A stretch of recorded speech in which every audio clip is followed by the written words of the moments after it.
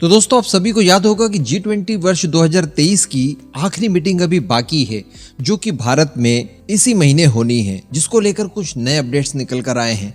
इसी के साथ साथ भारतीय वायुसेना के लिए कुछ नए विमानों की खरीद भी की जा रही है, जिनको लेकर आज हम लोग इस वीडियो में डिस्कस करने वाले हैं। आप बस खंडवा डिफेंस फैक्ट को सब्सक्राइब जरूर कर दीजिएगा। तो दोस्तों, जब सितंबर मंथ में G20 की फाइनल मीटिंग भारत के अंदर हुई थी, उस दौरान सारी कुछ चीजें भारत ने मैनेज कर ली थी। केवल एक चीज की कमी खल रही थी, और वो एक चीज की कमी थी व्लादिमीर पुतिन का G20 मीटिंग में शामिल न होना। हालांकि उन्होंने अपने प्रतिनिधि के तौर पर सर्गेई लाव्रोव को भेज दिया था, लेकिन अगर वो खुद शामिल होते तो ये भारत की बहुत बड़ी जीत मानी जाती, क्योंकि ये वाला G20 बहुत ही ज्यादा सफल साबित हुआ, जिसमें कई सारे समझौते हुए, और सबसे बड़ी बात कि जो चीजें भारत ने पहले प्लान करके रखी थी, आखिरकार हमने बाकी के सारे देशों को उन सभी बातों को लेकर मनवा लिया था।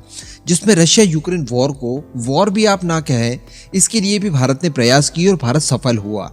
अब इसके बाद दोस्तों, एक नई पहल शुरू की गई थी प्राइम मिनिस्टर मोदी की तरफ से, और मोदी जी की तरफ से G20 के बाकी राष्ट्रीय अध्यक्षों से यह अनुरोध किया गया था कि देखिए, जिन समझौतों के ऊपर हम लोग इस समय सहमत हुए हैं, जिन कामों को करने के लिए हम लोग सहमत हुए हैं, क्यों ना इनका फीडबैक लिया जाए और इनको लेकर एक वर्चुअल मीटिंग आयोजित की जाए, जहां पर हम लोग सभी उन मुद्दों को दोबारा से डिस्कस करें जिनको लेकर सहमति बनी थी, उनके ऊपर किस तरह से इम्प्लीमेंट किया गया है, इनको लेकर चर्चा की जाए। तो दोस्तों, मैं आपको बता दूं कि आज ही वो G20 की वर्चुअल मीटिंग आयोजित की जानी है, जो कि भारत में की जाएगी।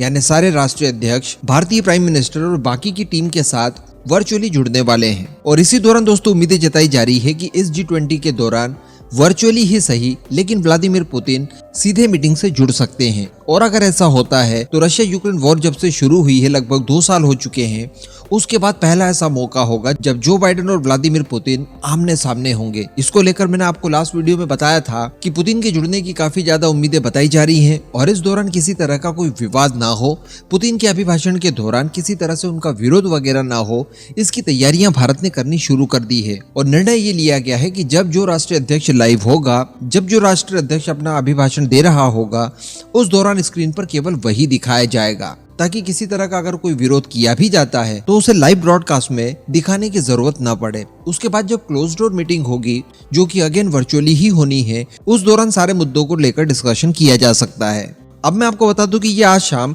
5:30 पर मीटिंग आयोजित की जाएगी, जिसमें चाइना के राष्ट्रपति शामिल नहीं होंगे। वो डायरेक्टली भी मीटिंग में नहीं आए थे और वर्चुअली इसमें भी शामिल नहीं होंगे, लेकिन चाइना की तरफ से उनके प्रतिनिधि के तौर पर चाइना के प्रधानमंत्री ली चियांग शामिल होने जा रहे हैं। तो इस बात को लेकर कंफर्मेशन मिल चुकी है, और बड़ी बात निकलकर ये सामने आ रही है कि रशियन मीडिया के द्वारा ये बताया जा रहा है कि व्लादिमीर पुतिन इस मीटिंग में वर्चुअली शामिल होने जा रहे हैं। तो जिस चीज का सबसे ज्यादा इंतजार था, फाइनली वो अब होने जा रही है, और व्लादिमीर पुतिन इस G20 में पहली बार शामिल होंगे। हालांकि इस मीटिंग को लेकर केवल पुतिन और जिनपिंग को लेकर ही नहीं, बल्कि जस्टिन ट्रूडो को लेकर, जो कि कनाडा के प्राइम मिनिस्टर हैं, उनको लेकर भी काफी संशय बना हुआ है, और उनकी स्थिति अभी क्लियर नहीं है, क्योंकि भारत के साथ जो रिसेंट कॉन्फ्लिक्ट हुए हैं कनाडा के, तो अभी कह पाना मुश्किल है कि इस वर्चुअल समिट में जस्टिन ट्रूडो शामिल होते हैं या फिर नहीं। इस मीटिंग के दौरान बताया जा रहा है कि पीएम मोदी ग्लोबल साउथ के इश्यूज को लेकर दुनिया का ध्यान खींचने की कोशिश करेंगे। तो वहीं पर उम्मीदें ये भी जताई जा रही है कि इस दौरान इजराइल हमास वॉर को भी काफी प्रबलता से डिस्कस किया जाएगा। अब अगली खबर भी जुड़ी हुई है दोस्तों भारत और रशिया से। हम सभी जानते हैं कि भारतीय वायुसेना का जो Su-30 MKI का बेड़ा है, उसमें 10-11 कुछ विमान क्रैश हुए थे, जिनकी भरपाई के लिए हम लोग काफी लंबे समय से प्रयास कर रहे हैं कि रशिया से Su-30 MKI खरीद लिए जाए 12 की संख्या में, जिसमें से 11 तो जाएंगे हमारी वायुसेना को, जिससे कि वो अपनी फ्लीट को मेंटेन कर पाएगी, पूरे 272 हो जाएंगे, और एक जो बचेगा वो जाएगा HAL के पास, जिससे कि HAL अपने टेस्ट बेड के तौर पर इस्तेमाल करेगा, और आगामी जो भी टेक्नोलॉजी Su-30 के लिए तैयार की जाती है, जो भी वेपन तैयार किया जाता है, वो उसी टेस्ट बेड में टेस्ट किया जाएगा। लेकिन दोस्तों, आज तक बड़ा प्रश्न यही उठता था कि आखिर ये 12 Su-30 MKI खरीदे कब जाएंगे। तो लो जी, उसी को लेकर खबर निकल कर आ गई है। मुझे आपको बताते हुए बड़ी प्रसन्नता हो रही है कि वायुसेना द्वारा 12 Su-30 MKI खरीद के लिए HAL को टेंडर जारी कर दिया गया है। जी हाँ, ये विमान दरअसल खरीदे जाएंगे HAL से।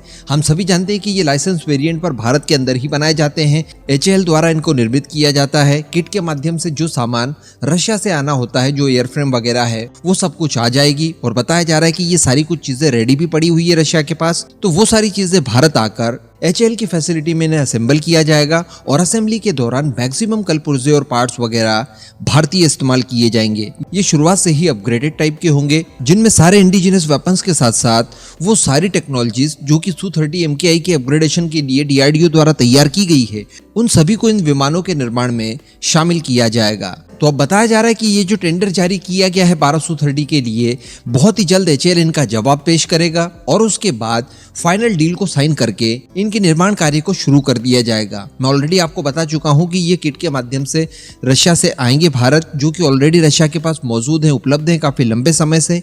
तो बहुत ज्यादा समय नहीं लगेगा इन 12 सुखोई विमानों को तैयार करके वायुसेना को डिलीवर करने के लिए। हमारी उम्मीदों से काफी ज्यादा पहले ये 12 के 12 विमान वायुसेना को मिल जाएंगे। इन दोनों ही मुद्दों पर अब आपका जो भी मानना हो नीचे कमेंट करके जरूर बताइएगा।